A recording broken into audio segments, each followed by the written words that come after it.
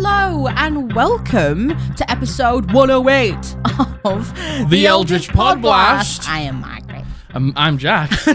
I was a little taken off guard by the 108. 108! You were just- 108! It's because you said 100 in it, so I was expecting 100. Everyone! 108. It's 108. 108 of the Eldritch Podblast. Do you remember when we used to be like, you used to say funny names instead of our own name? And then we just ran out of funny names to say. No, we said it in funny, stupid ways. Oh, did we? Yeah. We did it in like different accents. Then we were like, I don't. And then we ran out of accents because our accent range is small. Yeah. Listen, we're D&D players, but man, the accent range, Small. especially for me, I'd say you have a much broader accent range than I do. You think? Yes, certainly. See, I think I just have a few ride or dies that I do very well. Same, yeah, I have a few ride or dies as well. And then that's about it. Yeah, to be honest, I have one, which is posh English, which is what Blythe is right now. Well, no, you did a Norse one for Rayla. Yeah, I'd say Rayla's was a fluke. A fluke? Rayla's was a fluke, and I had to study very hard to get her accent correct. You do, what's it, was it Irish that you did for Willow? Yeah, listen, if I tried to do that now, I couldn't. Hello. That wasn't it. That was surely not it. My name is Willow. My name is Willow. We share a common enemy. We share a common I couldn't even if I tried, I don't think. Get Kevin or get going. Get Kevin or get going. Very good. My name is... Nope. I can't. Nope. Willow. That was kind of close there. closer. I don't know why I'm putting this weird, stupid voice out. Willow. Dunborough. Ladle. Hello. Hello. Hi. This is a very serious podcast. Yes. Oh my God. Where we get things done. Yes. Very succinctly. Like what? Very, very... We're just to the point. I can't even what do we get done? The job. Yes. We get it done. Yes, you know when you don't have any job experience on your CV. They're like, requires job experience, and you're like, well, how am I ever supposed to get my first job when every job is required to have experience? Indeed. Hello.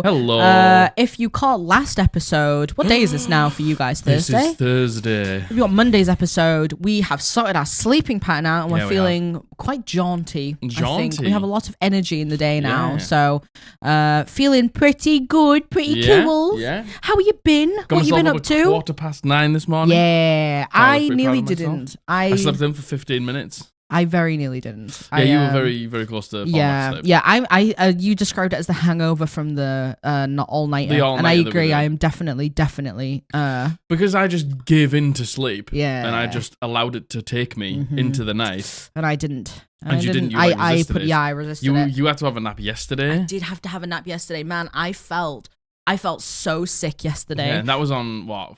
Saturday? Yeah. So he was still all sorts of I was still discombobulating. To be honest, if you didn't force me to get up today, which by the way, I say he has to do it. I have to do it every day. I say he's forcing me. I have to be like, please make sure I get up. I go get a shower, I brush my teeth, I come in, I get changed, get ready, and then I go over to the bed and I lean over her and sometimes you shock me, sometimes you don't. I gently give her a little peck on the head. And then I'm like, don't fall asleep. And you're like, get your phone, put your phone in your hand, talk yourself, and I have to talk to her as I'm putting my clothes on. Yeah. So like I'm engaging in conversation, so she answers me. Because if I don't, I'll leave the room and she'll go. Yeah, like you know what? I've actually gotten really good at getting up when you get up, but just today, God, you shocked me when you came over, and then I heard you trying to talk to me, and all I could do was go.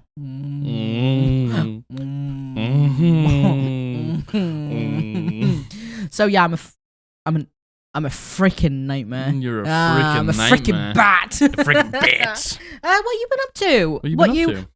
What you eating? What you doing? What you drinking? What body part have you lost this week because of the entity? Yeah. And what day are you watching this on? Yeah. And what you doing? Just give me a rundown of your general day. I want to hear about it. Tell you what I don't want to hear about. No. Tell you one thing I don't want to hear about. God, what? Timestamps. Oh my god.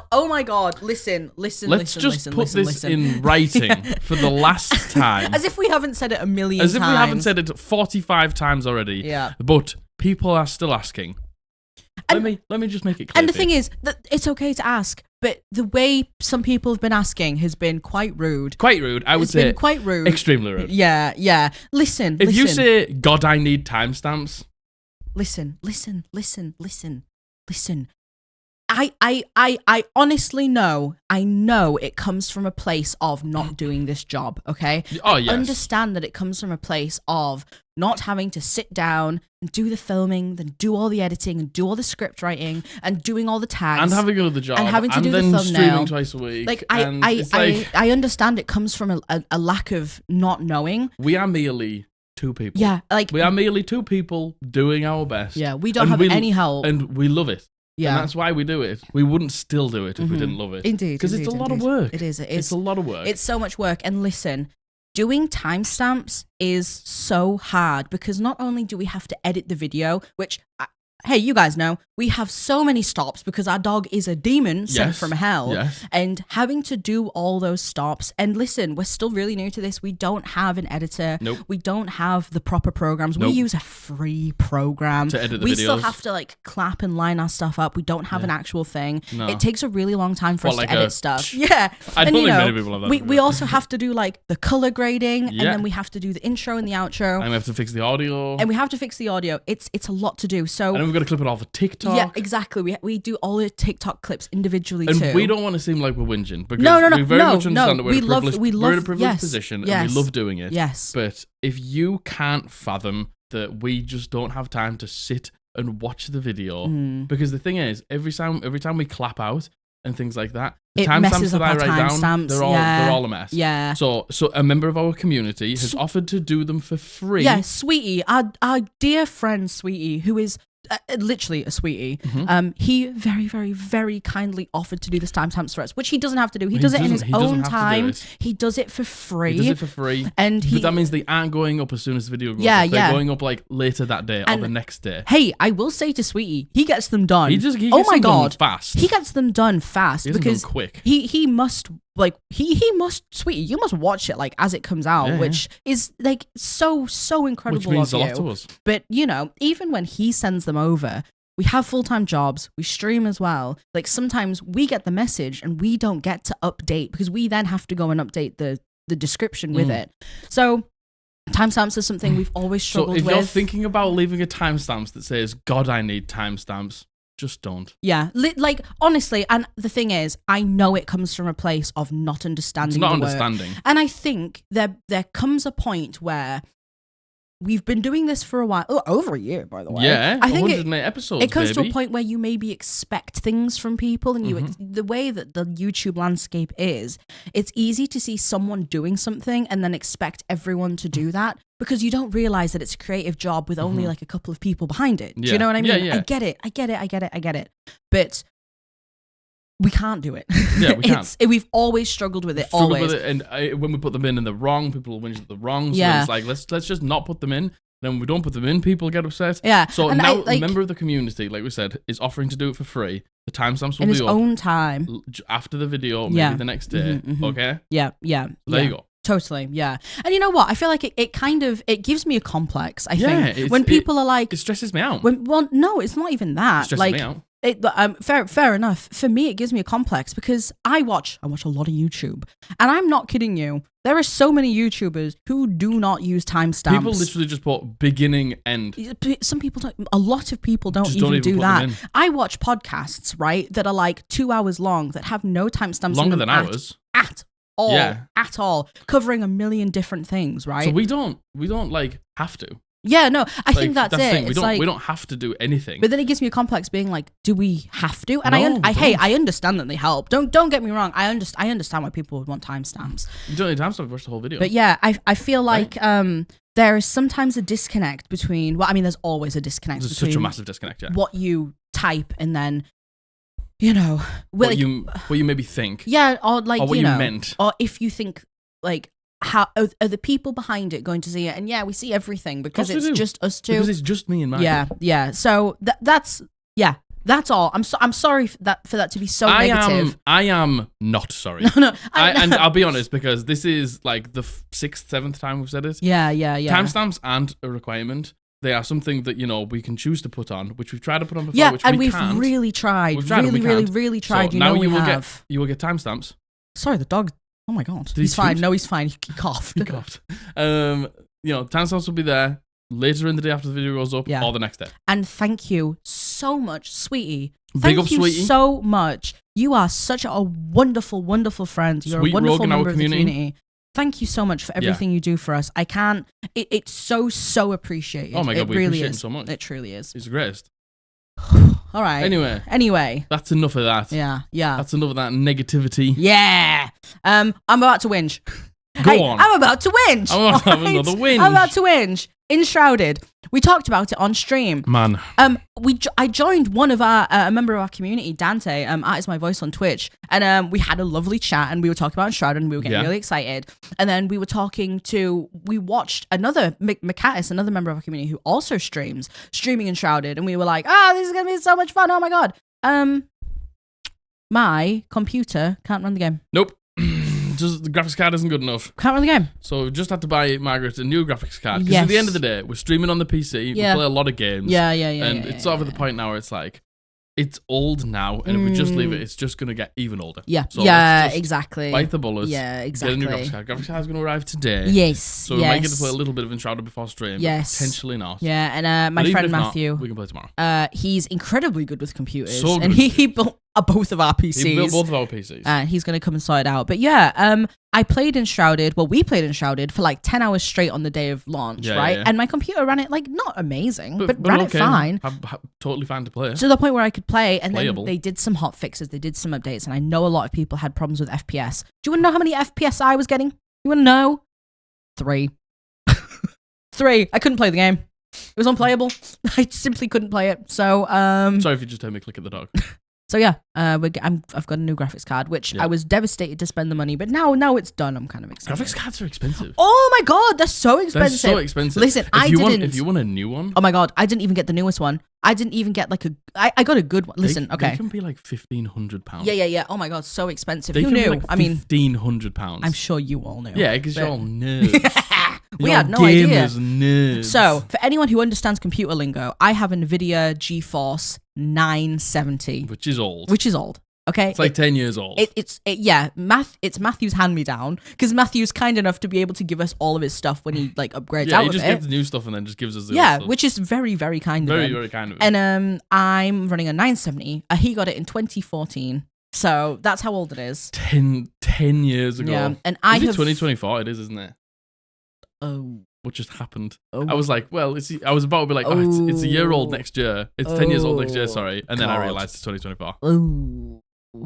It's the first time it's happened to me, you know? Yeah. God. Since it's turned. Man. But I got a 4060. Sorry. 4060. I got a 4060 NVIDIA. So don't know what that means, but I'm happy about it. It'll last you a long time. Yep. It'll probably last you another 10 years. Yep. It will. 300 quid though. Yeah.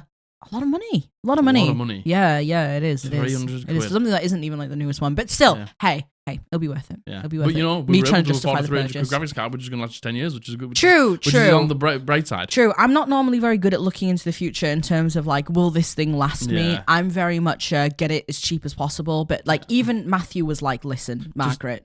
Get a good one. Just get a good one now, because it will last you. And he's like, I'm thinking about you in 5 years' time. Yeah. Like, thank you, by the way. Thank you for thinking that far. Thank you, because Matthew. we use your computer to like stream. We use it so many games on it and stuff like that. For our full-time jobs, I use it too constantly. Yeah. So eventually we might even start streaming games. Exactly. And I'm gonna need something better. Something better for that. It's a good job. I think when we stream, people will probably watch your screen, which is probably going to be better because yours can look really nice while mine looks like ass. No. My Enshrouded graphics are all on like minimum 0, nothing, ground foliage off. Yeah. Like it looks dreadful. It runs though. But it runs. It runs. More than 3 frames per second. I can play the game. I can get about 35 to 40 FPS. I'm not gonna say. Go on. Look, it's a new game. Yeah, it's an indie company. Exactly. It's dreadfully optimized. It is optimized quite badly, but that's something that will come in time. Yeah, and hey, as the game's been out for long, and it's early access. And you know what? The game so far has been great. What we've been able to play, I love it. We just like. What a good game. What a good game. What a great game. And hey, like the optimization will be sorted, It'll right? It'll be sorted. To be fair, Matthew was like, you could just wait it out, but I was like, nah, this is like an investment in the future, really, isn't it? Getting and I want to play again. I want to play. I want to play the fun game. Yeah. I want to play the fun game. Yeah. Exactly. Play the fun game. Huh? I want to play Enshrouded. So have you been playing Enshrouded? Yeah. Or have you just been playing Palworld? Yeah. Oh, yeah. We played Palworld for 5 minutes and both briefly. Yeah. Well, I tried, but the thing is, I was playing on my friend's server who's in America, and because of that, oh my god, the rubber banding I was getting was terrible. Insane. Yeah, it's because obviously we like to play games together with our American friends. So if we both try and join an American server from the same house, I think Palworld is something I actually really would like. I don't think it's for me. I think I would really enjoy it, but like, when would I find? For me, it's like, when would I find the time to play it? In between, like, we play Valorant quite regularly. We're gonna go back to WoW Season of Discovery when that comes back out. Yeah, we're playing Enshrouded. You know what I mean? When would I find the time to play Palworld? For quite a while. Yeah, me too. And I'm excited for all the new zones to open up when they do. Me too. So yeah, that's kind of our life. Really? Yeah. How about you? How about your life? What have you been doing? I know that the entity controls a good portion of it, but the portion that the entity doesn't have hold of. When you get autonomy, what do you do? Yes. Oh, good. Interesting. Nice. Oh, that's cool. That's really nice. I had a dream last night. Sorry, I know we should get on topic. I had a dream last night. Oh my god. I had a dream. I was on this. I always go on school trips. Okay, that's always a recurring dream I have. A dream for you, yeah.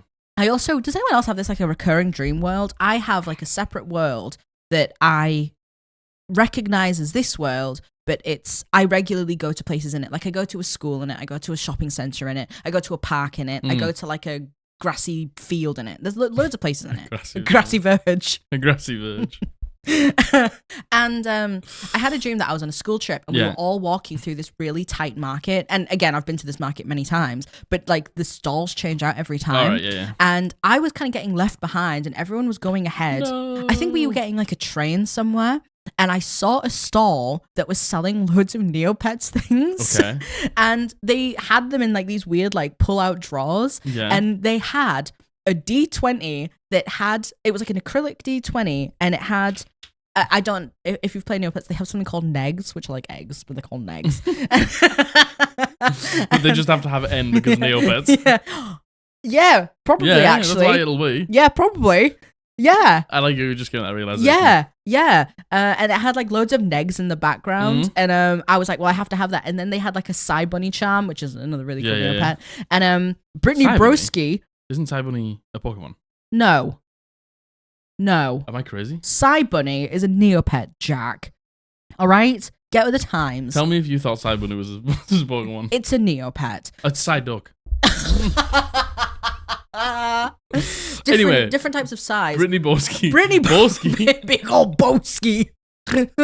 I'm dying. Brittany Broski was volunteering at the stall because her friend ran the stall. Okay. And Brittany Broski was really mean to me. No. Like, I made a joke or something like that because I had a conversation with Abby. I was like, man, if I met Brittany Broski, I would immediately be the most unfunniest version of myself because she's so funny. Me dreaming about meeting Brittany Broski. And I went and I bought them and she was being really rude to me. And I tried to make a joke and she just went, no. And I remember leaving and crying in my dream. I was devastated in my dream. So, you know when you meet somebody you sort of like look up to and then you just say something stupid and you're like, well, that's what they're going to remember. First of all, they're not going to remember me. And then if they do, they're going to be like that really weird person. That really weird, awkward, unfunny person. Yeah, I would be the most unfunny person around Brittany Broski. Do you reckon? Yes, I would. I would. I don't think you would. No, I would. You're too funny to be unfunny. No, I would. Thank you, though. No. Thank you, though. No, I don't think so. So I think you're funny. Brittany Broski bullied me in my dream. Well, that's sad. And I cried because Brittany Broski's my idol. I've seen the chat for Margaret. Thank you. I've seen the comments below for Margaret's dream. And that's it, really. That's it. New homebrew challenge starts on Monday. So keep your eyes peeled for that. Next episode, we will be rolling a new homebrew challenge. Yes. We will, by the time this has gone up, and by the time Mondays that have gone up, we'd already reviewed them all on stream. Come and join us on stream. Every Friday, every Sunday at 7 p.m. GMT. Last stream, we made some... last stream for us. Yeah. We D&D-ified a bunch of popular media heroes. We did Lara Croft. Yes, we did. We did Ash Ketchum. Yep. We did Pyramid Head. Yep. Silent Hill. Yeah. We did Mary Poppins. Yep. And then we did Margaret. It was so much fun. We picked their class, race, subclass, and maybe a magic item that they might have. Like maybe a feat or something. Yeah. Oh my God. The discussion that we had with everyone, you have so many great ideas. I'm not kidding you. Pyramid Head. We came up with the best fucking backstory. Oh my God, it was we so came good. up with the best class, the most like thematic, and it was all because of you guys. It was so good. So if you want to be in on some of those shenanigans, come and join us on stream every Friday and every Sunday at 7 p.m. GMT. If you can't catch it live, you can watch the VOD. We actually might have a schedule up by now by the time you see this of our streams going forward for the next 4 weeks. We do so many things now. We do campaign updates. Yep. We do the homebrew challenge. Yep. We do D&D AITA. We do making people's characters. Yeah, we do advice. We do the stupid games. Yeah. We haven't even done any workshops yet. I know, we haven't done any workshops. I know. And, we just fucking chat shit. It's a lot of chat and shit. And we eat stupid things, and it's really fun. Yeah, it's a lot of There's a lot of that. And there's a lot of what was the hype train one? Oh. Yeah,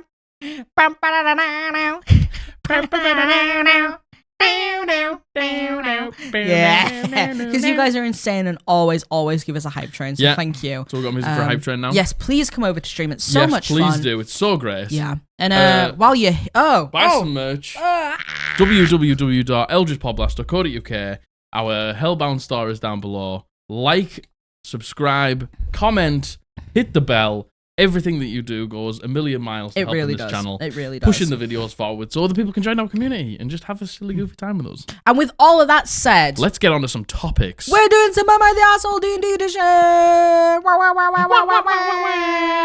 I the Asshole D&D? It's a crowd favorite. What can I say? I do love an Am I the Asshole. I also do love an Am I the Asshole. Especially when they're a bit spicy. Yeah, agreed. Now, I will say, there's only 2 submissions in here. Yeah. We've said it before, I'll say it again. Am I the Arsehole submissions are kind of hard because obviously if you're sending in a submission knowing that it could potentially be read on a podcast, like there's a lot of obviously you weren't the arsehole. Yeah, which is fine. Like, somebody killed my character and I'm upset. Am I the arsehole? Yeah. No. So it's tough because you're never really the arsehole. I feel like this community is very self-aware. Yeah. And I feel like if you were being the arsehole, you kind of already know it. And you probably wouldn't submit it to the podcast. Yeah, well, exactly. But there is 2 submissions. There is 2 two submissions. The ones where it's like you're obviously not an arsehole, they're great because, yes, we need to balance out the people who are definitely obviously assholes. But also, if you've definitely not been the asshole, you can just submit it as a horror story. Oh my God, yes, submit it as a horror story. So if you think it's definitely you haven't been the asshole, just submit it as a horror story. Yeah, totally. Because then it will get read out on the podcast. Good point. Yes. So 2 of these are submissions. The other 6 are from Reddit. If you have any Am I the Asshole submissions, please send them in. The submission form is down below. Yes. We should get into it. Let's get it. All right. I put topic down. Topic starting. Oh, goodness. 2154. So this has been sent in by Anonymous, please. Anonymous. They go by they, them. Anonymous. Thank you, Anonymous. Anonymous. Anonymous. Thanks. Yes. Thank you, Anonymous. Thank you for submitting to our podcast. And keeping us going. Yeah, truly, we'd be dead without you. Am I the arsehole for making an extremely strong character out of frustration? I am part of TTRPG groups where I both play and GM. A player wanted to get into GMing and got a small amount of us to start a pre-gen campaign to let them try it out. We were told to get a character ready with any published race and class as long as we could justify a relationship within the group and a reason to actually do the campaign. I made a character I was stoked to play and was ready for session 0 the following week. We all got a message saying we could now only use the base races and classes. So I had to scrap that character and start over. I came up with a second character that had all the common race and classes, with a background that was a bit odd, but still base game. And then we got a message again, 3 days from the campaign start, saying we must use backgrounds from the pre-gen. None of those would work with the character idea that I had. So for my third character, instead of a fun concept, I just resounded to making it strong and fun to play instead of roleplay. Now I did a bit of min-maxing with a notoriously overpowered class to a point where it conquers social and combat encounters with ease. So am I the arsehole and should I have just settled with an, in my opinion, boring character? See, this is so tough because we don't like backgrounds to us. Just do not define our characters. True. Like, true. I'm just like, if you want to pick a background, go for it. True. But otherwise, just pick like some skill proficiencies and languages that you think you would know as your character. Yeah, but to be honest, like when I personally started using D&D Beyond, I realized actually how much of a big part of character creation backgrounds actually are. Can be. Can be. And I think a lot of people do use backgrounds, honestly. And that's fine. Yeah, that's fine. yeah. But like, so for us, like we would never have that restriction sort of like, oh, my background doesn't fit my story sort of thing like that because, my background is my story. Yeah. So, man, this is fucking, I'd be so pissed off. Yeah, if I had to make 3 characters to start a campaign. I think that's it. And I think it's hard, right? Because how many times do we see so many like horror stories specifically where a player goes in with a character and then the DM decides that they can't handle that character and then they're really shitty about it in game. Yeah. I will say the DM kind of doing it before the game starts, maybe realizing that they probably can't deal or maybe don't want to deal with a vast array of other things, which I understand, especially for a first time DM like this is. Yes. Like, I understand that, and I do think, actually, it's a good thing that it was said before you even got into game. Yeah, I think it's good, but... However, having to make three different characters, because I'm like, could you have just repurposed the first character and changed it? But then again, if you had to come up with a backstory that justifies a relationship in the group, that does feel really specific to what class you're going to play. Yeah, and like the thing is, like... God, yeah, because this is the thing. I think new DMs, I think playing like standard races, classes, and stuff like that from 5e and not having any books in is going to be easy for you to balance. Yeah, I agree. I think a lot of the stronger subclasses, barring like Divination Wizard and Moon Druid from Player's Handbook, I think a lot of the stronger classes come later games. Very much later editions. And especially in Tasha's, some of the changes that Tasha's has done to the base classes. Yeah, has made a lot of classes stronger. Yeah. So I think it would be a lot easier to balance as a Dungeon Master. Would I be annoyed having to make 3 characters? Yes. Yeah. But then, like, doing it out of... You've said you've done it out of spite? Yeah, well... I don't. It's because it doesn't sound like you've really done it out of spite. And they say that they've done it out of frustration. They've kind of gone to a point where spite. Yeah, they've kind of. It sounds like OP has gone. Okay, I've had to do this 3 times. I'm actually going to scrap the idea of trying to make it narratively fun. I'm just going to go for pure mechanical power. Fun. And you've gone for a notoriously overpowered class. I would like to know what class this is. Because if you. It conquers social and combat encounters, and I'm trying to think of what in base classes and base races this could be. Well, it could definitely just be a Moon Druid, because the thing is with the Moon Druid, you could just go Wisdom, Intelligence, Charisma. You're amazing at all of the fucking true, and then you take your and then you just wild shape and then you just take on all the physical stats. True. That is a really great way to conquer both sides of the game. Yep. But the thing is, because like picking a Moon Druid, knowing that it's a first time Dungeon Master, knowing that it's strong, if you just picked it because it's like, oh, that sounds fun, and then you didn't really know how to optimize it like within game, then no, it's not particularly strong. I think that's the crux here. It's like knowing it's strong. Going, well, fuck it then. I'm just going to make the strongest thing I can possibly make. Vengeance Paladin. Well, Vengeance Paladin isn't PHP, is it? Yeah. Is it? It's PHP. I didn't realize. You know what? I was gonna say Vengeance Paladin. Vengeance Paladin's PHP. Is it? I had no idea it was PHP. I was gonna say that, but I was like, that has to be like Xanathars. And then at obviously, least. charisma based. Well, that's charisma what I was based, thinking. Yeah. That's what I was thinking. So that takes care of both. Yeah. So it's like, I to be honest, I think again there needs to be. I think we need more context here, because it sounds like how I'm reading it is you've made an extremely strong character out of frustration. Have you done it to spite the DM? Have you done it to be like, well, your frustration is with the DM? Yeah, my first character was fine. Then you made me change. So now actually I'm going to punish you for making me change so many times. If that is how it is, yes, of course you're the asshole. Of course you are. We all know how hard it is being a first-time DM. It's hard. Is it frustrating that you had to make 3 different characters because they kept changing their mind? Yes. It is. It is so hard. I would rather personally have the Dungeon Master in a better position to handle the first campaign. Totally. and change their mind a lot. Yeah, totally. You know, take on something maybe a little bit too much, and then have to backtrack it because that feels even worse. I think you're right. I think doing it before the campaign, while yes, frustrating having to do it 3 times, which it is. I'm not arguing that. Yeah.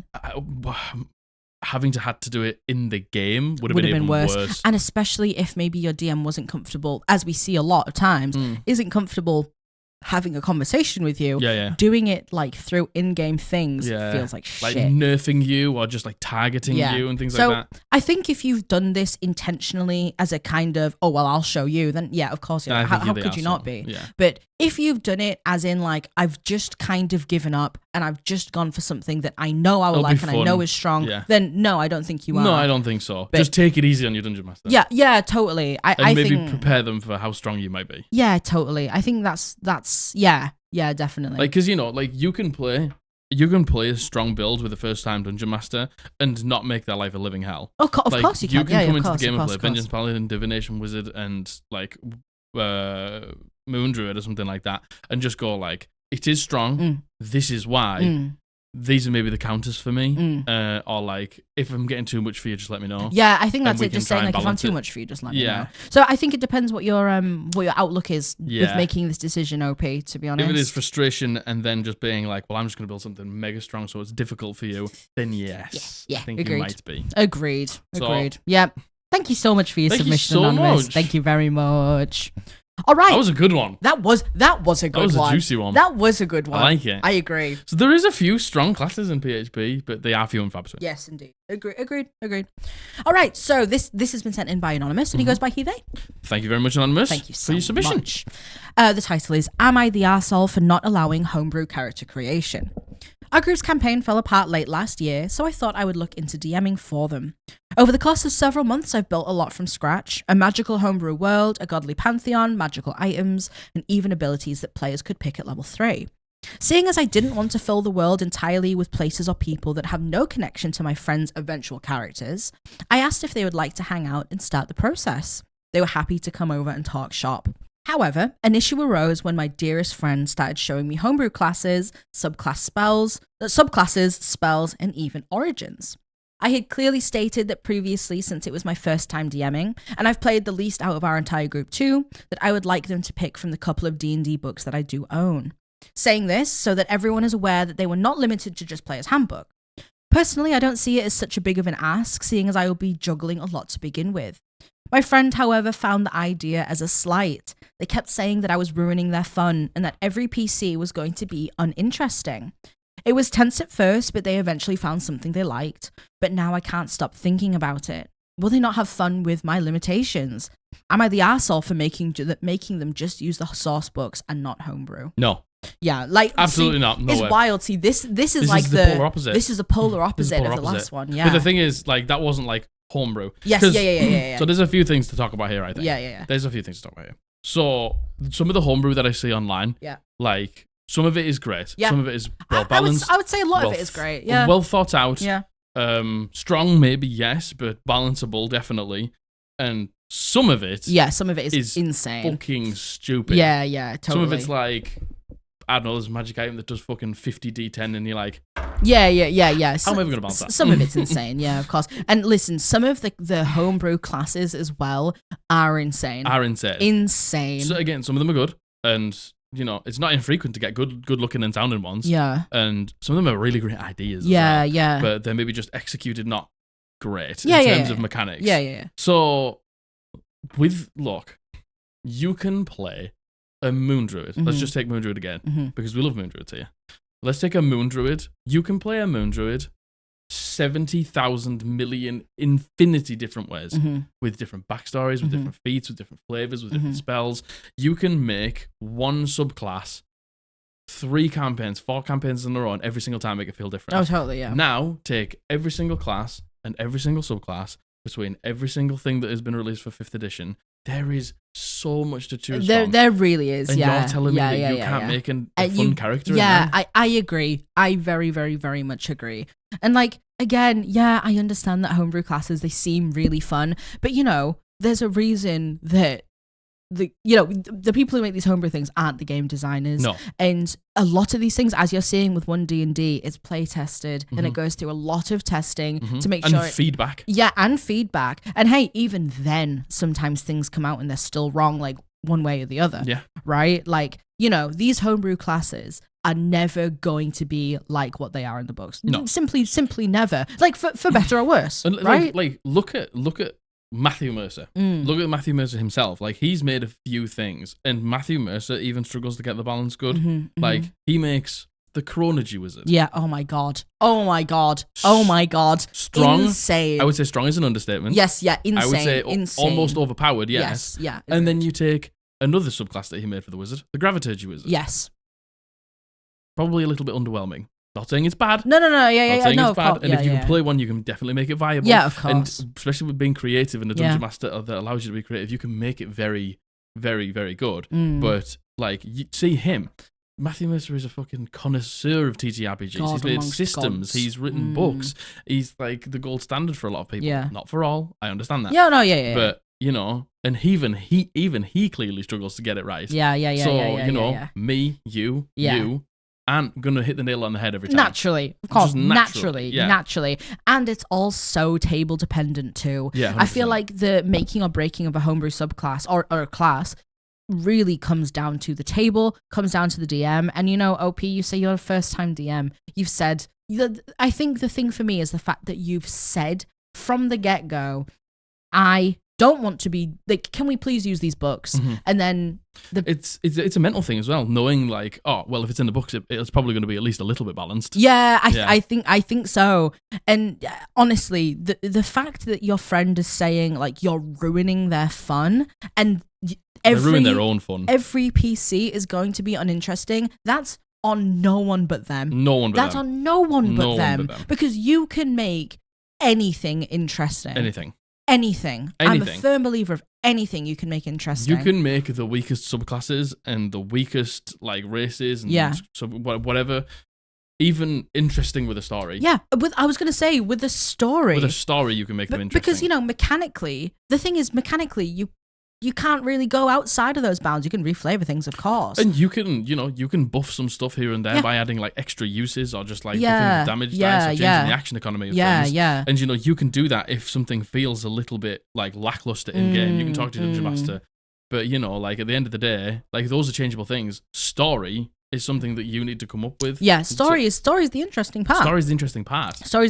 So that is so not fair of a player to say that. And I say, will they not have fun with my limitations? That's up to them. When your limitations are, you can play anything from the published stuff from Wizards books of the Coast. Yeah, that's more than a lot of Dungeon Masters would allow. It truly is. A lot of Dungeon Masters do just play PHP. Yeah. Some people don't even just play PHP. They play like the slimmed down PHP, where it's just like. There's like no tieflings. Rogue is this, where it's like Rogue is this class. Oh, right, yeah. You don't get a pick from the three. So that's not really a limitation. Yeah, that's not on you, OP. Is I would say absolutely not a limitation. Yeah, totally. That's absolutely not on you. If they choose to make an uninteresting character, then they've chosen they've chosen they're biting the nose off to spite the face. 100%. Then if that's the case, right? Like, and I hate the disrespect of, please can we do this? They kind of push their luck a little bit and they ask anyway. Which, to be fair, if you don't ask, you don't get. You don't ask, you don't get. Yeah. Shy Ben's getting out. Exactly. As they say here in the north. But then for you to say no and then them to be like, oh, well, you're ruining my fun. Like, I feel like that's a little bit disrespectful. That's where it gets assholey. Yeah, it's a little bit disrespectful. Like, no, I'm not. I'm literally running a game with all the books open, which for a first-time Dungeon Master is a gusto move, in my opinion. And honestly, and this kind of goes back to the previous one from other OP. Like, I know it's frustrating that the DM made you change your characers 3 times, but good that they said it before. I guess, and the same to you, OP here. No, you're not the asshole. Nope. Your player who said that you're ruining the fun is the asshole. 100%. Yeah, totally. Thank you for your submission. Thank you for your submission. Thank you so much. And all the rest of these are from Reddit. Go for it. All right. Hit me. This next one is, am I the arsehole for leaving out a player? My friends and I have never played D&D before, but we were always interested in playing. I don't remember exactly when, but I had offered some friends to play one shot with me as their DM, and they all agreed, so I told them I would offer a date for it to do it when we're all free. Awesome. A few weeks ago, one of these friends, we will call her Fox, said she wanted to hang out and play D&D. So after reaching out to the other players who said yes, I told her that we could do it in a few days after she asked. I made a one-shot plot in 2 days, helped everyone with their character sheets, so everything was well and good. However, the day before we were set to play, Fox cancelled because she had a last-minute thing come up. Although I was a little upset, I told her it was absolutely fine since this stuff could happen, and I cancelled the session. Now Fox has started school again. She is in high school while the rest of us have just graduated, and is now very, very busy. And I admire her for focusing on school. There aren't many opportunities to play. But with the idea of a one-shot fresh in my head, I really wanted to play with friends.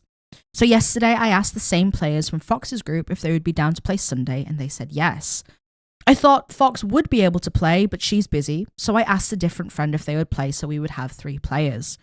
Their game would also be a one-shot, but the premise and plot is completely different and separate from Fox's game.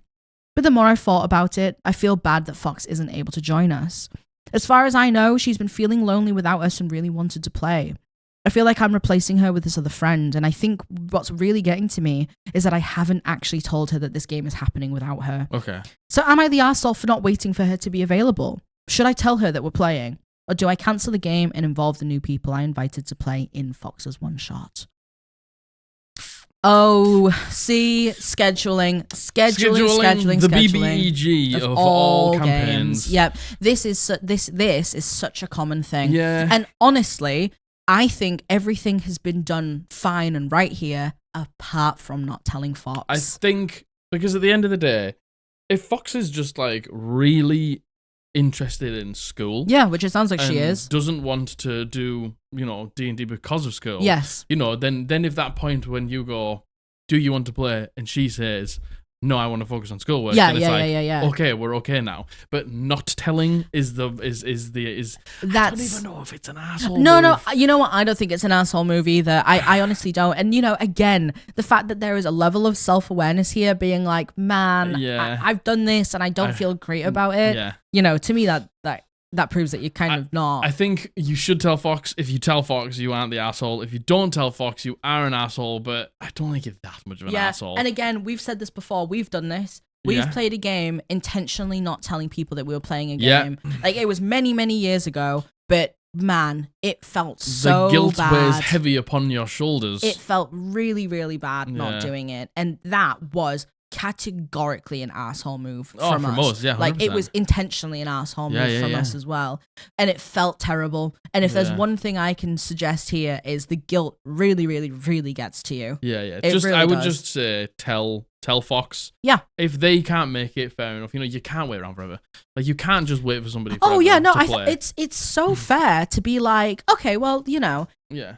Like, how I'm going to run this other one shot. It's not the same as the one that we were going to do for you, by the way. But like, I'm going to do it with a couple of other people. That's fine. It's you are a person. You live your life, and if you want to do something like play Dungeons and Dragons, you shouldn't deny yourself that because other people can't make it. It gets to a point where it's like, if they really wanted to, they'd come. Yeah.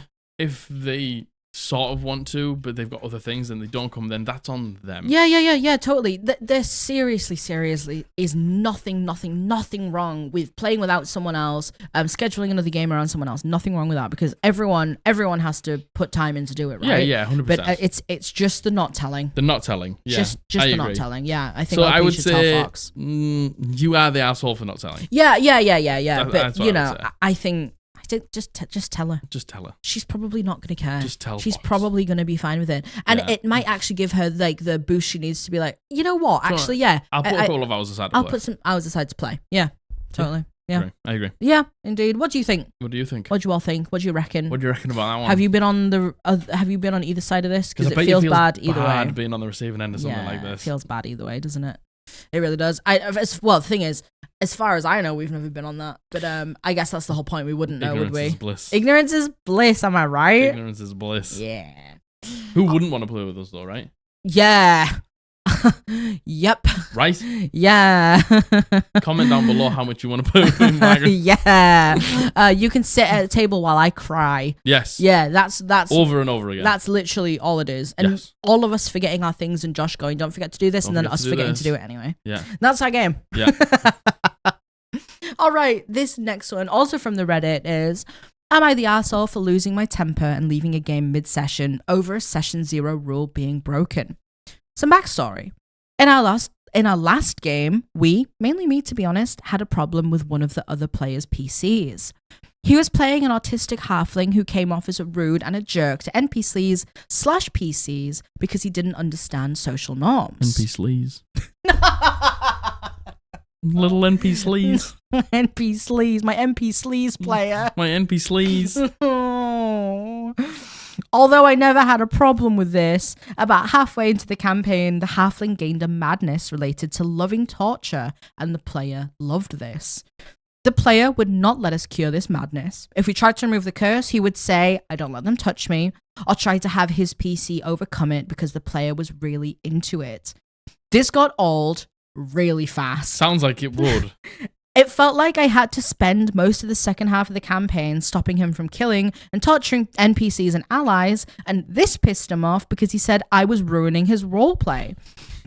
It got so bad at the end after I just didn't buff him with haste and some other spell because I thought he would just use the speed boost to abandon us since he had a habit of doing this. It made him mad. So he had his PC leave during the final boss fight of the campaign and come back with a nuke to try to kill us after the fight. What? What?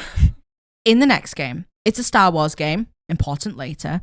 We had a session 0 where we agreed that there would be no evil PCs or PCs that like to torture people. We decided to make... Everyone looks at that Yeah, player. I know, everyone's like side-eyeing. No time. I wonder who that rule's about. We decided to make good/morally grey Jedi characters and that we would not have our PCs abandon or betray the party. Side-eye. No nukes either. If they did, the PC would become an NPC and the player would need to make a new one. It was kind of basic session 0 stuff. Yeah. Cut to now in the game. We have made a deal with a Sith Lord to work together to kill other Sith Lords. Cool. In our first fight with one of the other Sith Lords, the player's PC... NP slaves. Slith Lords. Slith Lords. The player's PC died. This was his second death. And the player came back with a Sith Inquisitor. He took his original Padawan, his first PC was a Jedi, and started using Sith lightning to train him and torture him. At first, I said that as long as he kept it to himself and only did it to his companion, it wasn't really my place to say anything. But I did tell him that it was annoying me that the player... And the player said, I wonder how long until my PC's name kills my Sith Lord.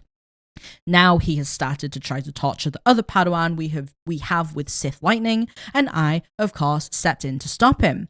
But something just broke in my mind, and I got angry and said... Am I really once again dealing with this fucking torture bullshit again? No, fuck this. I left the session, I went out, I bought a 12-pack of beer, had a few, and joined back in the latter half. Now the DM has had us fake our deaths to escape the Sith Lord, and the player feels like he can't play his Sith Lord anymore. He's telling me to make his PC because if he has to cater to me, well, I might as well just make it for him then. Man, players like this are so exhausting. Oh my fucking god. Players like this are so exhausting to be around. So exhausting that you have to go and buy beers. Oh my god, I know. We all know that fucking person who intentionally is annoying. Just to wind you up. Intentionally pisses you off. I play with someone like this. Yeah, intentionally is awful. And then the second that you actually say something, they go, oh, I guess I can't be me then, can I? You're censoring me. Oh, I guess, oh my god, well, I guess I can't play my character then. Well, why don't you do it for me? It's like... You created this character so we could have this conversation. Yeah. You created this character knowing it would piss me off, so when you did piss me off, you could say exactly this. Yeah. That's the only reason you made this character. Yeah. Oh my god, like 100%. Like, and when 100%. I'm surprised OP played again with this character. When games have to have rules just for you to stop being an asshole. Yeah. Like, you are the problem. Yeah. Oh my god, 100%. You're the problem. And, you know, there is something to be said about instead of making these beat around the bush rules, just talk to the one person who's being a fucking nightmare. I think, but the Dungeon Master probably should have just gone. Totally. Listen, cut it out. Stop being an asshole. But the thing is, the problem with that is people who act like this, as you can see here, make everyone else around them the problem. Oh, yeah. And I can only guess if something like this were to be brought up with them, they would kick up a stink about it 100%. And make it really uncomfortable. 100%. Like there's a feeling of like not being scared of this person, but like stepping on eggshells around this person, which is unacceptable, which is honestly completely unacceptable. Now, do I think OP... Well, no, I was going to say, do I think OP could have had more of a mature conversation? Yeah, but you know what? If this were me... I don't know, but the thing is, you say, could they have had a more mature conversation? I think we would have still been in the same place. Yeah, I think we still would have ended in the exact same place. I completely agree. And this you know what? person is just a wind-up merchant. Yeah, that's all they are. And to be honest, if it were me, I would have lost my shit I would earlier. have lost my mind, probably. 100%. Yeah, I would have lost my mind earlier. And the thing is, they thrive off it. Yeah, they wait for it. They want to see you get upset. Yeah, they want to see you lose the bite. They want to see the bite because then as soon as you've bitten, they've won. And as soon as you've bitten, you're the bad guy. As soon as you've bitten, you're the bad guy, and they're like, "Whoa, I was just joking. I was only having a joke," and it's just like, well.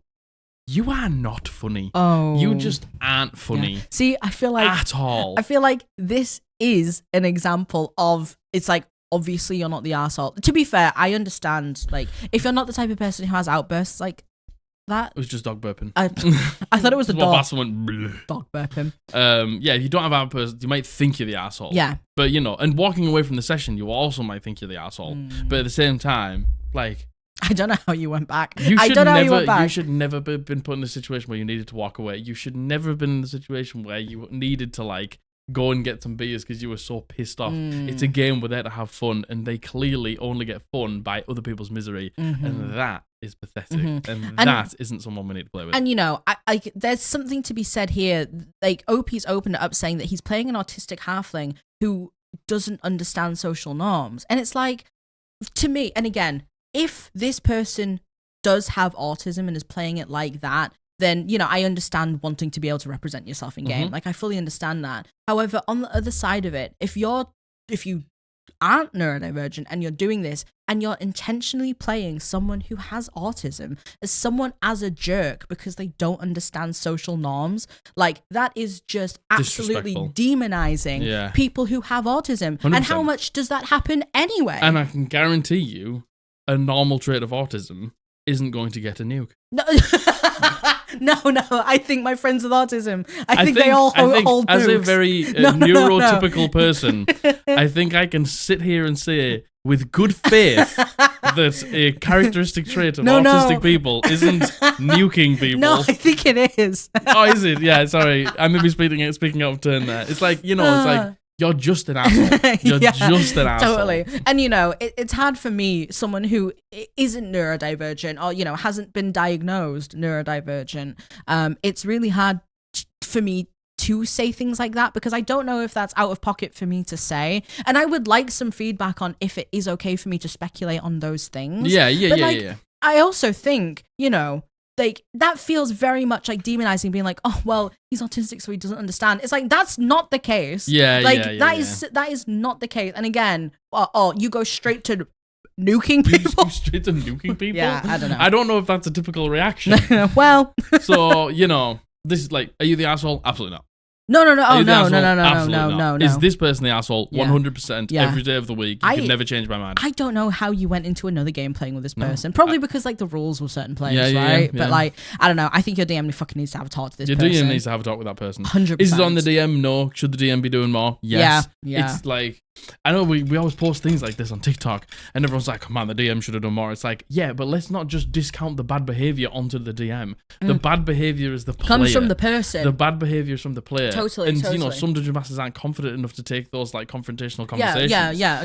Could the Dungeon Master do more? Yes. Is the Dungeon Master's fault? Absolutely fucking not. The Dungeon Master is not to be blamed for the person trying to nuke the party. Yeah. Indeed.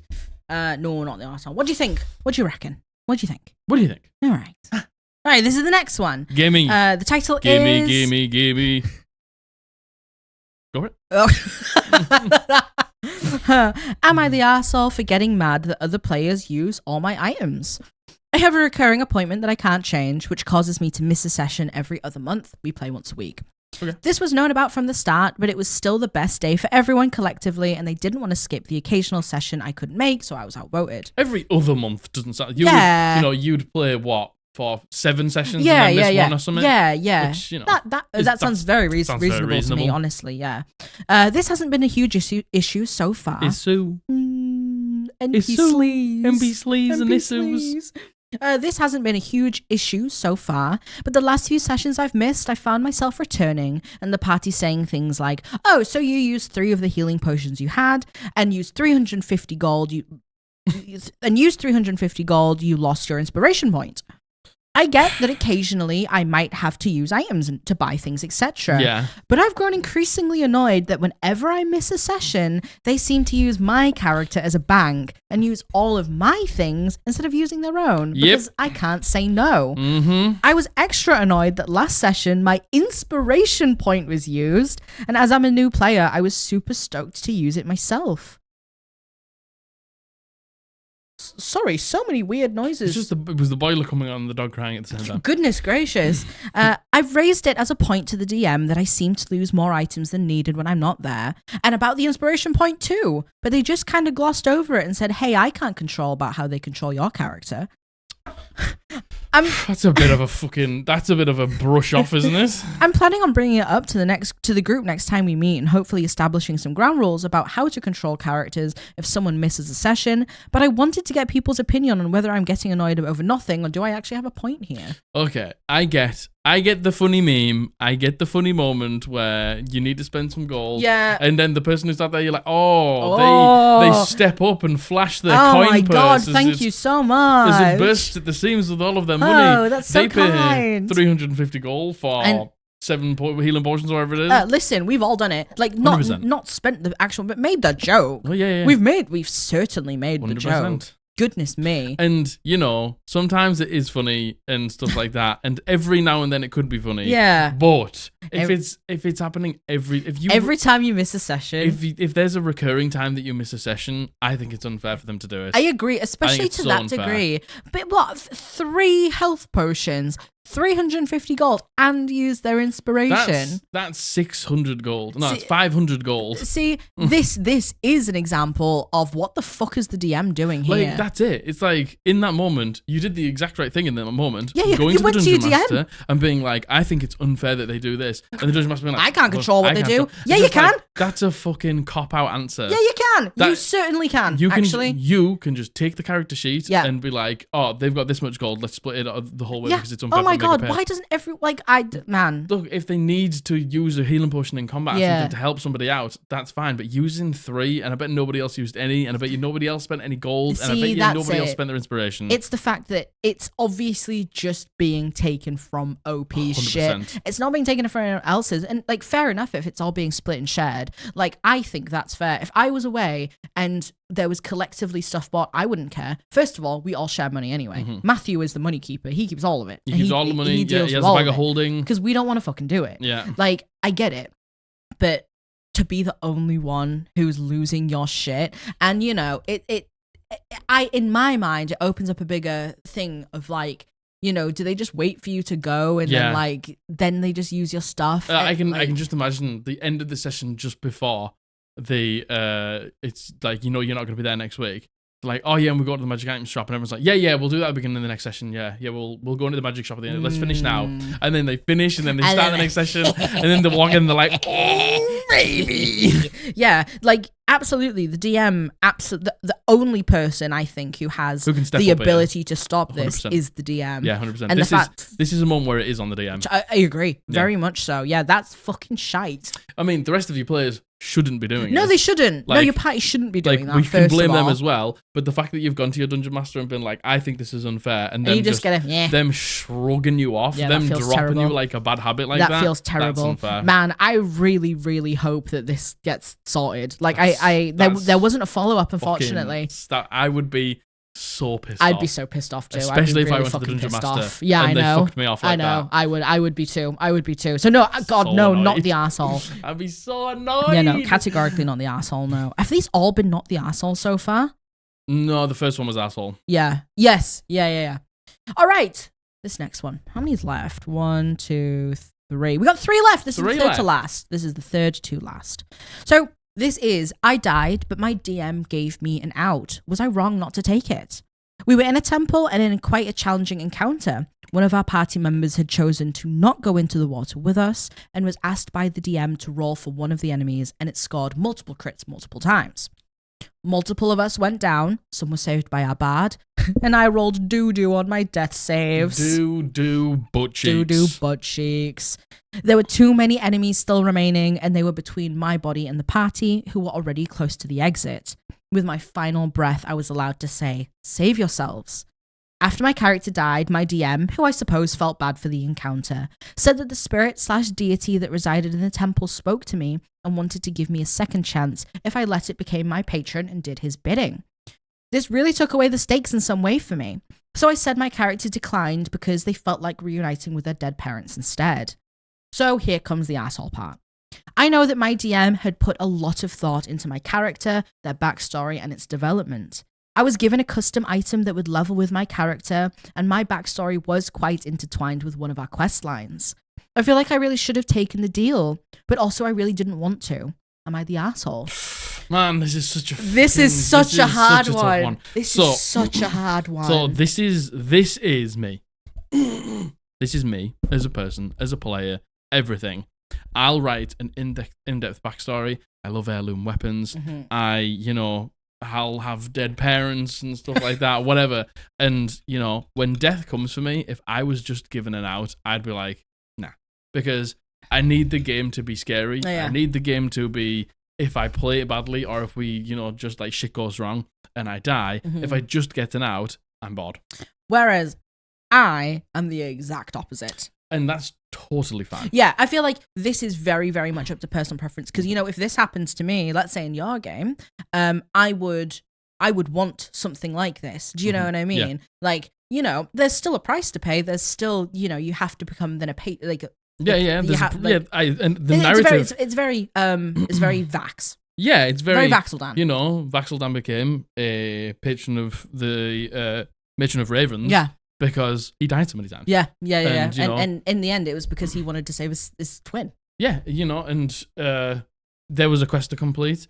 And instead of Matt being like, you die now, it's like, you die when the quest is finished. You need to finish this quest for my sake, as the Matron of Ravens, for everyone's sake. Yep. And then at that point, we go. Yes, indeed. I'll take you away, and which I think is poetically very beautiful. I agree. I really, really like that, and it makes sense narratively because the Matron of Ravens had a stake in it as well. I feel like that is probably along the lines, like whether they are aware of that storyline or not, is probably something similar to what the DM was trying to do here. Potentially. That's the vibe I'm picking up on. Like the spirit of the temple was like, well, look, I need something doing. You're here. If you're desperate enough, you can do it for me. But you have to be. I'm your patron now. Yeah. I'm the captain now. I'm the captain now. I'm the one who's going to bring you back to life. And if I bring you back to life, you need to be. There's conditions to it. Yeah, and totally. And I get it. And do you want to know what? The DM probably just felt bad because the encounter was was a random encounter. And they might have thought that you wanted this. Yes, and, totally. And I get it. I get the dungeon master frustration of like, I've written so much for your backstory. That's it, yeah. I've incorporated you into the world. And the thing is, I feel like a lot of dungeon masters don't realise if a PC dies, taking it from campaign 2 now, a PC dies, I won't say who it is, but their story continues and ends up being one of the last acts of the campaign. Yeah. And like, it's just because someone dies doesn't mean their backstory is over. Yeah, Things are still going to happen. Yes. And we can do it in their memory. For them instead of with them. Because, as well as that, on a above the table level, like the player's still there. Like the player is still experiencing technically their backstory, but through a different lens, which is, I think, actually a really difficult thing to do. I know I would really struggle. Like thinking, like to Blythe, who's my current character now in Jack's campaign, if she died, and then her backstory was continued without her, even with me there, it would feel really bad. Yeah, no, I get that. But and then that comes down to the player. Yeah, and whereas I feel like this person, obviously, they would rather have it that way. Yeah. Right? Because I think for a lot of people, is at that point, I then think, well, what's the point in combat? Yeah. If I just can't die, yeah. then combat is then worthless to me. Yes, yeah. And I understand that that's not for everyone, and people just like to roll dice, and it's a narrative thing. Yeah. Totally fine. I feel like that's such a personal thing. That's a personal thing. So I get where this person's coming from. Yes. Is anyone the asshole here? Absolutely. No, I feel like this is unfortunately just a circumstance of like bad events. And that's the thing. Just because we rule one thing for one person, like the Dungeon Master could do that for another person at the table, and the other person would be like, oh, thank you so much. Perfect example, me and you. Exactly. Yeah, exactly. You and Matthew, and Josh. I think those two would be happy. Agreed. I think Abby would be on the same page as you. Agreed. Oh, she put so much into her character. That's it. To lose it, would feel that's bad. It. And we had that with TRP. Yeah. TRP died. It was so late in the game that I wasn't going to let that happen, but she narrative lost something else. Yeah. You've just got to. Every time somebody dies at your table as a Dungeon Master, you need to just talk to that player. Totally. About how they want to deal with this. I think a session 0 chat and say, what's everyone's stances on it? What does everyone think? Because it's okay to have different outcomes for different people. 100%. Totally fine. Check in with them then. And then if their character dies, check in with them at that point too and say, what do you want to do? Because it might change, like, maybe you have the stance like me, where you don't want just an out because that feels cheap. Yeah. And then you get further into the game and you love this character and you've never loved a character like it, and the fucking backstory's hotting up and they can't wait to see it pay off, and then they die and then they're like, I've changed my mind actually. Yeah. Like, I think I actually do want to way back, even if it's just till the end of the campaign and then I can be released or something like that. Yeah. Like backs. Agreed. Yep. Very much. I agree. Agreed. No one is the asshole here. No, I know. And this is, again, the fact that the DM had planned things for this character is not OP's fault. No. It's also not the DM's fault. It's not the DM's fault. This is a stinky situation. The DM is going to plan stuff for your backstory because that's what Dungeon Masters do. Yeah, absolutely. No one's the asshole here. No one. This is just a case of just have a chat about what happens 100%. when people die. And that's advice for everyone. That's advice for every table. Have a chalk. A chot. Have a chot. Have a chortle. Have a talk about what happens have a little when chin PCs wag. dies.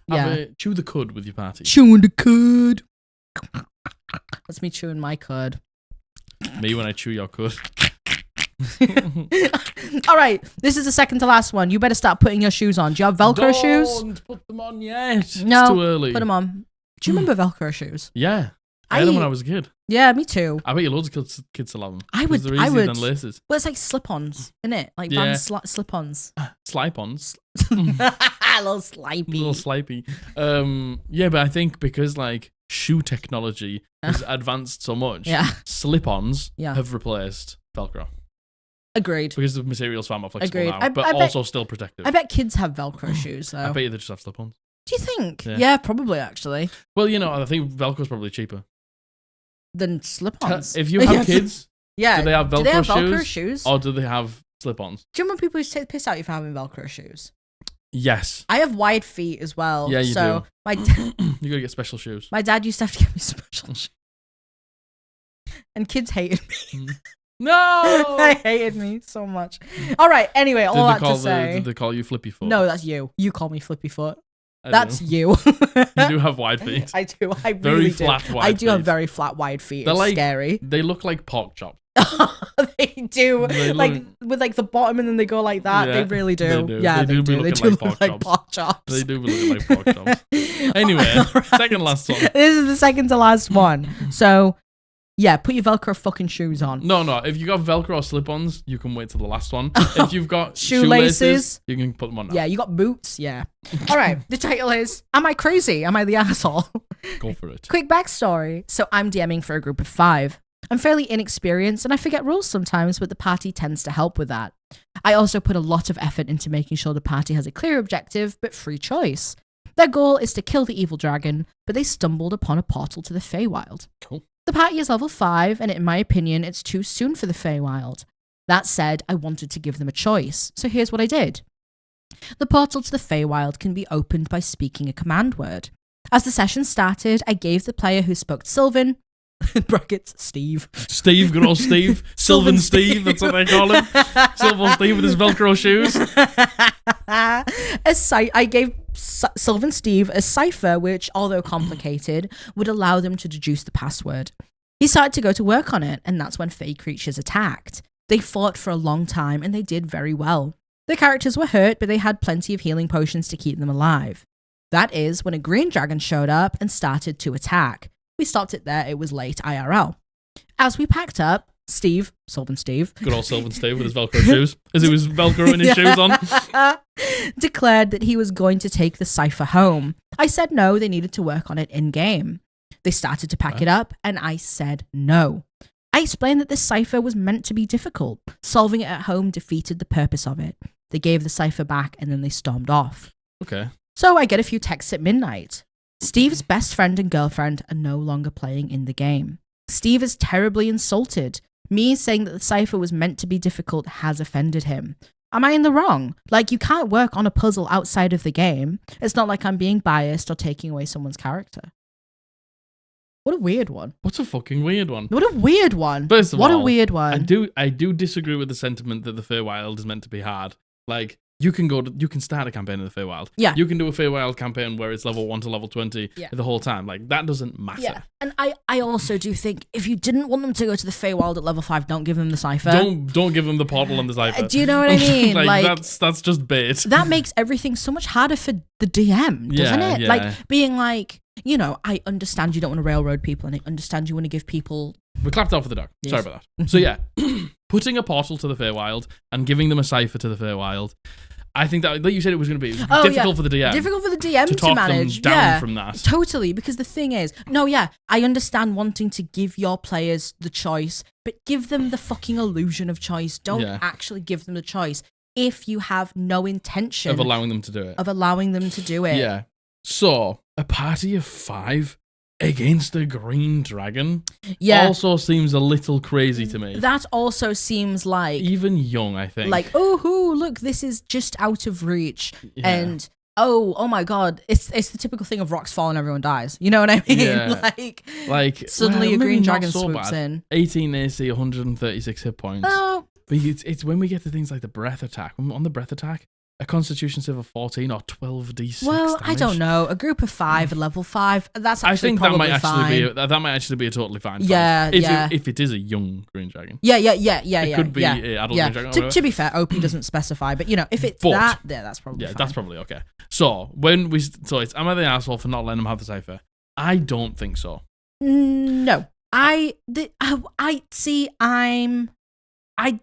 think asshole's a bit strong. I actually think if there's going to be anything to do with the asshole, it's the prior bit that I mentioned. Yeah, right? I think all of the bits prior is strange behavior. Yeah, but you know, I don't think it's necessarily an asshole. However, I understand wanting to keep the cipher in the game.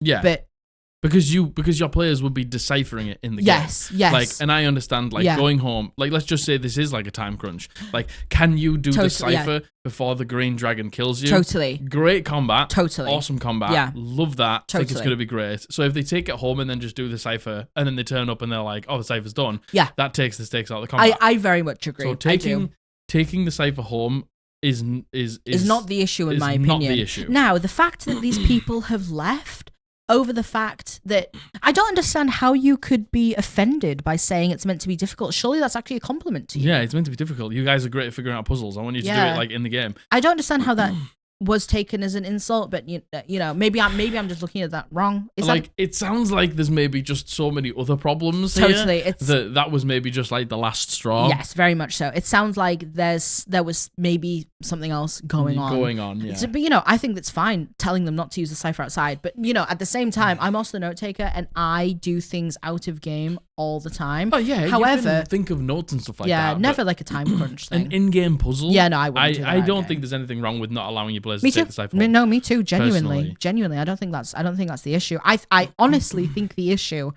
genuinely is being like, well, I don't want them to go here, but I'm going to put a portal with a cipher and creatures coming out of it. But like, I'm not going to let them. But I'm not going to let them. I'm not going to let them succeed. Yeah, that is weird. That's just strange behavior. I think that's just.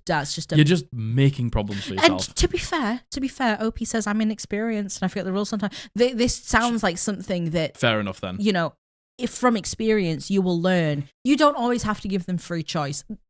You can give them the illusion of free choice. Yeah. You can also giving the illusion of free choice isn't railroading. And like, this is the thing. It's like, if you're inexperienced, totally fine. But a word of advice is, if you don't want them to go to the Feywild because you think it's too early for them to go to the Feywild, which I would disagree with, to be honest, because people can go to Feywild at any level. Don't give them a portal with a cipher. Totally. And creatures coming out of it. Totally. Like, that's just bit. Like, players want to do what the dungeon master puts in front of them. Yeah. And if you put a portal to the Feywild in front of them, they're gonna want to go through the portal. Go to the Feywild. Oh my god, this is like us. Oh my god, in last session with the Mage Tower, we were ravenous, desperate. You went deeper than expected. You saw some things, and there was a Mage Tower, and we were desperate to get into it. And you were desperate to get into it. We just couldn't because we couldn't get into it. Because you didn't know at how that to get point. into it. Yeah, exactly. You know people who potentially will know, and it's potentially something that you can do next session. Yeah. But we were desperate in that moment. Yeah. But again, you didn't let up and go, oh, okay, well, there's a door and a key. You were just like, you can't get in. You can't get in. You can't get in. You don't know how to get in. But it's like it's slightly different, isn't it? Because it's like, you're going to be able to come back here. You're coming back here. But I would argue that they could have done the same. If the DM had set it up to do so, saying there's an inert portal. Yeah, there's an inert one. Yeah, and there's a note that someone can decipher for you back there, and you have to go back. And, then it's like, what I mean? Then we've got a reason to come back here. Yeah. Yeah, it's like an open portal with a cipher. It's like... Yeah. Whereas if you had been like, the door's there and it's open. Yeah. And then you go in and I'm like, we shouldn't be doing that. Exactly. Yeah. Exactly. I get what you mean. Yeah. But no, I don't think not letting them do the puzzle out of the game. I don't think the puzzle thing is a problem at all. Me neither. What do you think? Do you think that the person should have been able to take the cipher home? I don't think so. I think it's. You know what? I think it's fine to say, like, by the way, this is just a time crunch that we're doing in game. I think that's fine. Yeah, and then maybe it should have been as clear as, like, when they started to ask, you should be like, no, you've got to try and get the cipher finished before the dragon kills you. Totally. That's the point. And then it's just like, but then the portal would open and then they go through the portal to escape, and then it's like, but I don't want to go to the Feywild. Then it's like,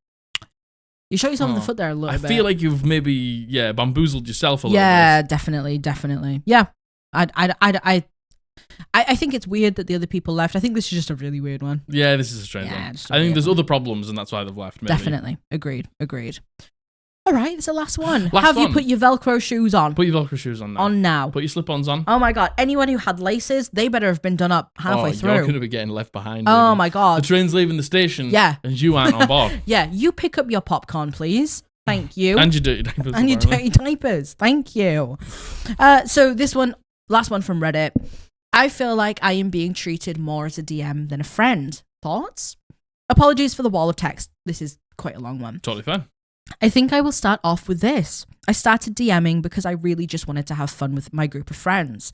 It was a means of hoping to bond more and have my friends enjoy themselves, especially during the current pandemic. The only thing that I had was D&D, which we still do over Roll20. It very quickly became my anchor, as well as some of my friends, in order to stay sane, stuck in their homes all week long. If that ain't the truth. Yeah, if that ain't 4 years ago now, that was the reality of it. As of recently, there was a conflict in which I made my encounters too difficult, and apparently they all made a group chat without me to first vent out all of their frustrations about me, followed by them calmly coming up to me with a formal letter of complaint. Now, I guess that I see this differently, but to me, it hurt when the people I considered my friends are too afraid to just come up to me and vent their frustrations. It makes me feel like they either do not trust me to be able to handle their problems, or they don't trust themselves to not say something hurtful to me. Now, at the start of this week, we talked it out. I told them I hope to in the future just be told in and out of session that they have an issue with something. In the end, I am doing this for them, so what is the point if they're not having fun? And in return, I will do whatever I can to improve the ways that they wanted me to improve, being that this has been the first campaign I have ever DM'd. I was bound to make mistakes, and I still struggle with certain aspects of the game now, especially since I wanted to homebrew this campaign to a world that I can better make come to life. Now, over the past few days, some of my friends have come up to me talking about how they're having fun in this group chat, hanging out and such. I asked them if I could join now that things have been talked out, and I was told no. They do not feel comfortable with me being a person of authority in their eyes to see what they talk about or what they vent about when talking about the campaign. Along with the fact that sometimes people get excluded and that sucks, as if it was supposed to make me feel better. I spend a lot of my free time on this campaign, and I am basically being told that as the DM, I have to sit on the sidelines watching everyone grow closer together. This is a party of 6 players. 2 of them I consider close friends, and they're still treating me mostly the same. One said that they would understand if I were to quit the campaign because stuff like this has happened to them too, and they decided to just stop trying. The other is trying to make me work it all out and tell me that perhaps over time people will grow closer, and telling me that they don't want to hurt me with what they say in the chat.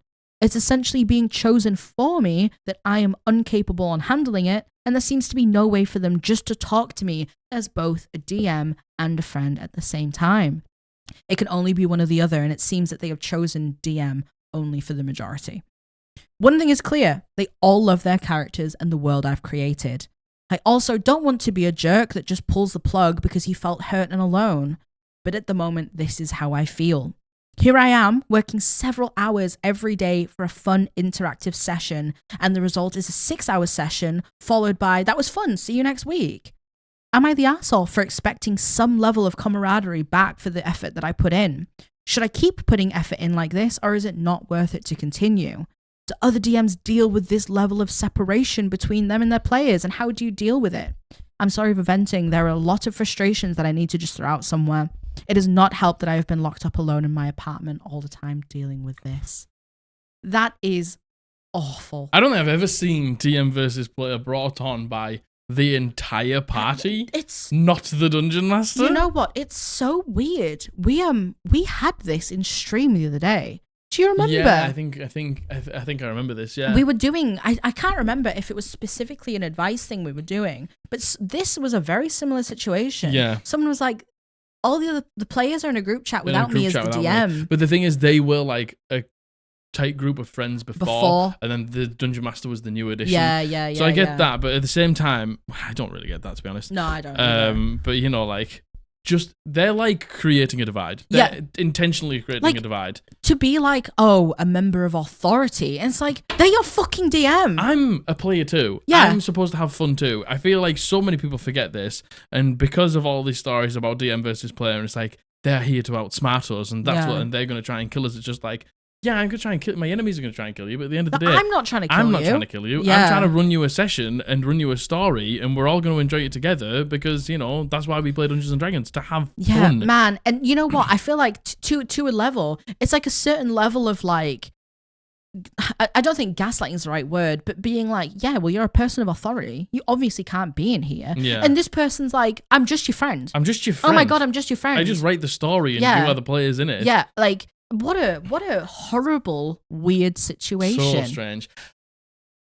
And it's like, you did the right thing here as well, being like, just come and talk to me. Yeah. Like, if you've got a problem, or if you've got something to say, or you don't like something, or you don't like the way I do something, you can just come and tell me, and we just work on it together. Yeah. And they're like, no, we don't want to see we don't want you to see what we have to say. So it's like, so you're saying horrible things about me? So what the fuck are you saying like, then? what are you saying? That you want, like, what, you're clearly not talking to me because you don't want me to see it because it's horrible. Yeah.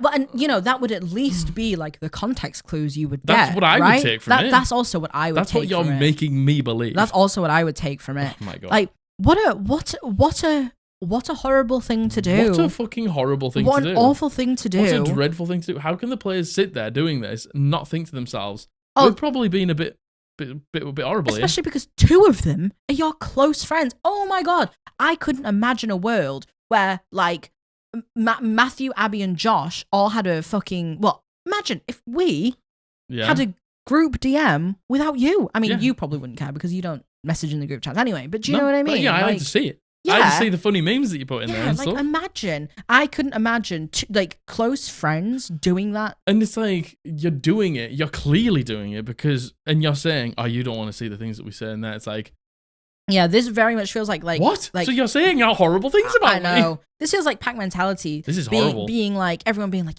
yeah, all right. And then they're all spurring each other on and they're making them think that everyone's kind of telling each other that this is the right thing to do. When poor OP even says, I'm sat alone in my apartment thinking about this. I'm spending hours and hours and hours putting this together. I bet you're psyching yourself out big time. Totally. Are you wrong for wanting your friends to involve you? No. It's like there's no divide. We're just playing a game together. I'm just the one who writes the story. Yeah. And like there's no divide.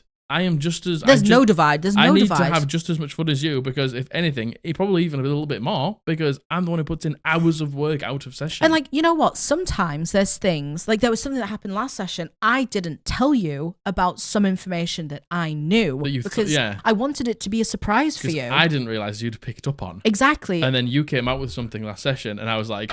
Yeah, because I wanted it to be... I wanted it to be a surprise for you. Oh, you know what I mean? Like, that was really good. There's some things that us as players we actually do discuss in private because we want to surprise you. Yeah, but it's not about gripes that you have with my game. It's not problems that you have with me. God no. And you know, it must feel so awful. I don't know. I'm kind of on the fence with like the formal letter thing. I'm kind of on the fence about that because if people are bad with confrontation, I think sometimes writing it down and actually passing it on is a really mature and healthy way to do it. Communication in any form. Yeah. You know, as long as it's communicated. Yes. Is good. You know. Yes. If it were me, I would like somebody to just come and talk to me because I like to, you know, read people and think like, you know, you seem like really like stressed about this. Like, let's try and get to the bottom of it. Yeah. I can't like read that in a letter. Yeah. But, you know, people communicate in different ways and we've got to, you know, as long as we're communicating, that's good. Mm-hmm. But like you communicated once. And then never again. And then just typed it all in a group chat and said that you can't come in here because you can't see the things that we say about you. It's just like what the fuck? What are you saying? That is just you outing yourself. And you know what? What are you saying? Let's say that there's a world where they're not actually fucking dragging this DM to filth. Still feels bad. Like, let's say there's a world where they're just talking about their characters and how much they love the characters and things they have planned and things that they guess are going to come in their backstory or talking about their backstory. Surely your DM should be privy to that. Your DM should be privy to that. Your DM should be privy to that to make them feel good. Your DM makes the story, plans the session and does with your backstory what they do. Yeah. If you've got like funny things to say and funny memes and stuff to like post about that, they'll want to see it too because that means they can see that you are enjoying yourself. Yeah. Even if it was that, which I don't think it is. No. I also don't think it is. I think it's bad stuff. Like to be like, we have a group chat to vent about your DMing. Man, what do you mean to vent about my DMing? Awful. Are you not having a good time? Because if you're not having a good time, let's just not play. That's awful. Let's just not play. And I understand people are always going to say things about other people. That's just human life. nature. Oh my God, that's life. But to be like, to the person, we have a group chat talking about you. Yeah, and we get to vent about it. It's just like, what do you mean you get to vent about me? Yeah, I feel awful for OP because OP's like, it's like they don't trust me. They don't trust me to be able to take on what they're saying. They haven't even given me the chance. Man, this is such a fucking awful one. This is dreadful. This is truly awful. Actually dreadful. Man, heinous behavior. Man, you know what? I should have checked to see if there's an update to this. Should I check and see if there's an update to this? Because this is awful. Because I don't think it's going to be good. Oh, this is absolutely awful. Well, yeah. Your players are the assholes. You know what? I should have put this in horror stories because that's horrible. Your players are assholes. Of course, 100%. And I understand. You know what? This is probably quite old. They say that it's kind of like in the height of the pandemic. Stuff, I understand it's probably old. I understand we were all going through stuff. Yeah, for sure. Man, fucking hell. That's fucking terrible. That's dreadful. This should have been a horror story. Horror story. Not am I the asshole? Definitely. Well, I hope you enjoyed yourself. Yeah. Goodness. Did you enjoy yourself? Oh, Let God. me know down in the comments if you enjoyed yourself. If your shoes aren't on, you're leaving barefoot. Yeah, you're going to be running on those cobblestones. Yeah, you certainly are. Some of them are sharp and pointy as well. Yep. I sharpened them for you. I sharpened my cobblestones for you. Please reply. Please respond. So, yes, thank you very much for being here. Thank you so much. Hope you enjoyed it. Do you have any opinions? Tell me your opinions about who is the asshole and who is not. Yes. Like the video. Subscribe if you haven't. Comment down below. Hit the bell to be notified. Pick up some sick fucking Eldritch Podblast threads at www.eldritchpodblast.com. No, .co.uk. .co.uk. Did you get that? Professional. professionals. Down in the description, you can find the form to submit any stories. Yep. Please do, so we can read out some stuff about yourself on the Eldritch Podblast. Down below is also a link to our Etsy shop. Go over there and pick up some D&D goodies, from notebooks to spell cards to t-shirts. Code Podblast will get you 10% off at checkout. Yep. Anything else? No. I love you. I love you. Bully loves you. We've been the Eldritch Podblast, and we're going to see you on Monday. Bye.